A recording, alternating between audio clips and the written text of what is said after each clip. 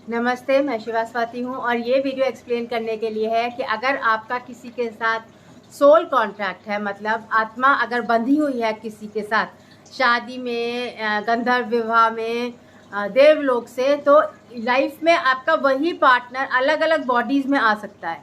तो ज़रूरी नहीं है कि आपकी उससे शादी हो इस लाइफ में। पहले लाइफ में आपका हस्बैंड रह चुका है, किसी वजह से बहुत ट्रॉमेटिक ब्रेकअप हो गया है, तो हो सकता है कि आपकी इस लाइफ में उससे डायरेक्टली शादी नहीं हो, मगर जिससे भी आपकी शादी होगी उसका स्पिरिट उसमें आएगा। जैसे एक बॉडी में एक से ज़्यादा स्पिरिट हो सकते हैं। जैसे एक चेयर है, उसमें से आपने लाइट पास की तो लाइट दो हिस्सों में डिवाइड हो गई, मगर सेम लाइट है। तो एक बॉडी में दो तीन स्पिरिट्स हो सकते हैं। कई लोगों के बहुत स्पिरिट अटैचमेंट्स भी होते हैं। सो अगर किसी और की आत्मा आपसे बंधी हुई है तो आपकी दूसरे लोगों से शादी नहीं चलेगी। बहुत फ्रिक्शंस आएंगे, लड़ाइयाँ होंगी, आप एक दूसरे की तरफ पुल होते जाओ।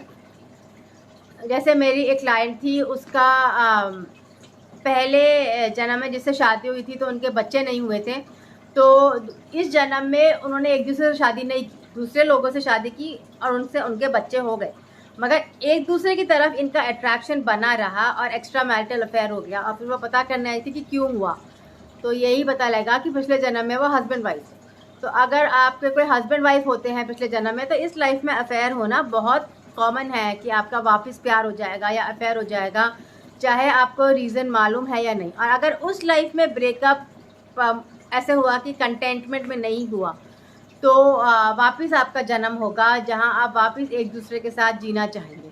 कोई झगड़ा हुआ तो वो आप उसको सुलह करके फिर से एक दूसरे के साथ जीना चाहेंगे। तो जब आपका वापस पैचअप होता है, वापस अफेयर होता है, तो वही झगड़ा ऊपर भी आ जाता है। और अगर आपने सुलह कर ली तो फिर आप उसके साथ रह सकते हैं, नहीं तो फिर बहुत मुश्किल होता है रिलेशनशिप में रहना, बिकॉज उसका स्पिरिट रहता है। तो जब तक कि वो आकाशिक रिकॉर्ड में वो आत्मा आपके साथ बंधी हुई है as a husband and wife, तो आपकी सुलह ना हुई तो किसी और के साथ भी आपकी रिलेशनशिप नहीं चलती है, बिकॉज इसका स्पिरिट आता रहता है। या तो आपको सोल कॉन्ट्रैक्ट के लेवल पे ब्रेक करना पड़ता है, या फिर आपकी शादी नहीं होती है, क्योंकि आपने जिसके साथ शादी होनी थी उसके साथ अगर आपने मना कर दिया क्योंकि आपका झगड़ा है, तो किसी और के साथ भी आपकी शादी नहीं होती, क्योंकि इस इंसान के साथ आपका सोल कॉन्ट्रैक्ट है। तो किसी ना किसी तरह आपको सुलह करनी पड़ती है, एक दूसरे का पर्सपेक्टिव समझना पड़ता है, तब आप एक मैरिड इंस्टीट्यूशन में रह सकते हैं। अदरवाइज आप सिंगल रह के भी खुश रह सकते हैं।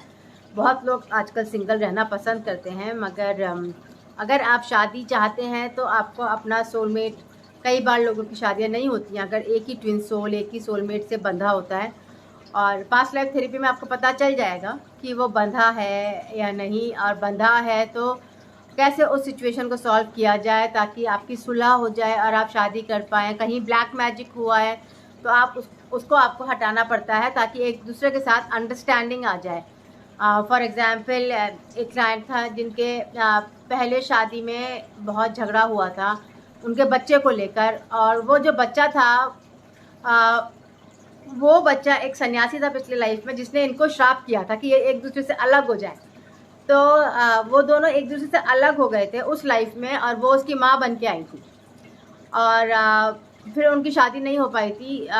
लड़के ने शादी नहीं की थी, वो माँ थी, और वो अपने हस्बैंड के साथ थी। और दूसरे लाइफ में जब इनकी शादी हुई तो ये तो वही सन्यासी इनका बच्चा बन के आ गया, और उस बच्चे को लेके इनका बहुत झगड़ा हो गया कि बच्चे ने कोई सीक्रेट्स रिवील कर दी बिजनेस की, जिसकी वजह से हस्बैंड को उसकी माँ से, अपनी वाइफ से बहुत नाराज़ हो गया और वायलेंस हो गया, दोनों में मारा पीटी हो गया, तो फिर वाइफ की डेथ हो गई। वही सन्यासी ने फिर से अलग कर दिया।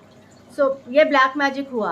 ऐसे ब्लैक मैजिक कंटिन्यू करता रहता है लाइफ टाइम में, कि किसी ने आपको कर्स दिया है तो वो वापस आपकी लाइफ में आ सकता है और प्रॉब्लम्स क्रिएट कर सकता है। तो इसमें एक दूसरे की तरफ ट्रस्ट बहुत होना चाहिए कि आप एक दूसरे के लिए हेल्प कर रहे हैं, नुकसान नहीं कर रहे हैं। और अगर बच्चा फ्रिक्शन भी लाता है तो आप बच्चे को समझा सकते हैं। बच्चे का तिरस्कार तो नहीं कर सकते हैं, बच्चे को मारपीट तो नहीं सकते हैं, वो आपका बच्चा है, मगर आप रियलाइज़ कर सकते हैं कि बच्चे का अपना पर्सपेक्टिव है और आपको फिर भी साथ रहना है, क्योंकि आप हस्बैंड वाइफ हैं और आप एक दूसरे से प्रेम करते हैं, प्यार करते हैं। ऐसा होता है कि black magic over life times carry over करता है और आपको निकालना पड़ता है ब्लैक मैजिक, कर्स हटवाना पड़ता है। कर्स हटाने के लिए कई बार सोल लेसन सीखने पड़ते हैं। जैसे वो सन्यासी ने कर्स किया था कि ये लड़का पब्लिकली बहुत लव करता था और सन्यासी शांति चाहते थे, उनको ऑब्सीन लग रहा था। तो देन इस लड़के का लर्निंग था कि दूसरे का पर्सपेक्टिव समझें, पब्लिकली नहीं करें प्यार। पर इसका मतलब ये नहीं था कि आप उसको, लड़की को बिल्कुल ही छोड़ दो ताकि क्योंकि आप प्यार नहीं जता सकते। So there has to be a balance that you can love in private and दूसरों की प्राइवेट स्पेस आप अफेक्ट ना करें। सो उस लाइफ में भी जब वो उनका बच्चा बन के आया तब भी सेम ही प्रॉब्लम थी कि पब्लिक अफेक्शन बहुत ज़्यादा था बच्चों के सामने। चिल्ड्रन वर फीलिंग ऑकवर्ड और लेफ्ट आउट, तो वो रिएक्ट करते थे बच्चे। सो जहाँ ऐसी प्रॉब्लम है तो वहाँ आपको अपने आप को एडजस्ट करना पड़ता है, ना कि आप टोटली तिरस्कार कर दें या मारपीट करें या बच्चों को मारें। आपको अपने आप को एडजस्ट करना पड़ता है ये समझने के लिए कि दूसरा आदमी कैसे शांत होगा और आप सोसाइटी में कैसे रह सकते हैं लवर्स की तरह। मतलब आप अगर पब्लिक में, आप प्राइवेट में अफेक्शन एक्सप्रेस करें और पब्लिक में आप नॉर्मल रहें, सो उससे सबको शांति होगी। सो ये एक पर्सपेक्टिव है। सन्यासी को भी समझना चाहिए कि आप कोई शादीशुदा है तो सन्यास लेके तो नहीं बैठेंगे, मगर जो शादीशुदा कपल है उन्हें भी समझना चाहिए कि सन्यासी अलग प्राइवेट जब मेडिटेट कर रहा है तो आप उसे डिस्टर्ब ना करें। सो ये दोनों की लर्निंग होती है। जब ये लर्निंग हो जाती है तभी कर्स हटता है, नहीं तो वो कर्स कैरी ओवर करता रहता है और गिल्ट कैरी ओवर करता रहता है, जिससे डायबिटीज़ जैसे प्रॉब्लम्स आ जाते हैं। मगर एक बार जब आप गिल्ट हटा देते हैं तो डायबिटीज़ जैसे प्रॉब्लम सॉल्व भी हो जाते हैं। सो इसीलिए अगर कोई सोलमेट है आपका, जिससे आपका नाता बंधा हुआ है स्काई में, तो आकाश में, तो आपको फिर किसी और रिलेशनशिप में निभाना बहुत मुश्किल होता है, बिकॉज झगड़े होते रहते हैं विदाउट रीज़न जब तक कि वो सोलमेट नहीं मिलता। और जब सोलमेट मिल जाता है तो आपको सोल लेसन्स लर्न करने पड़ते हैं ताकि आप उसके साथ शांति से रह पाएँ। और बहुत फॉरगिवनेस और पेशेंस चाहिए होती है ताकि सुलह हो जाए और आपकी आत्मा को शांति मिले, क्योंकि आत्मा को शांति मिलती है तभी मोक्ष मिलता है। तो अगर आप मोक्ष चाहते हैं सबसे पहले वर्क कीजिए कि आपकी आत्मा को शांति मिले। और पास्ट लाइफ थेरेपी इसमें बहुत हेल्प करता है आत्मा की शांति के लिए, क्योंकि सोल हीलिंग होती है।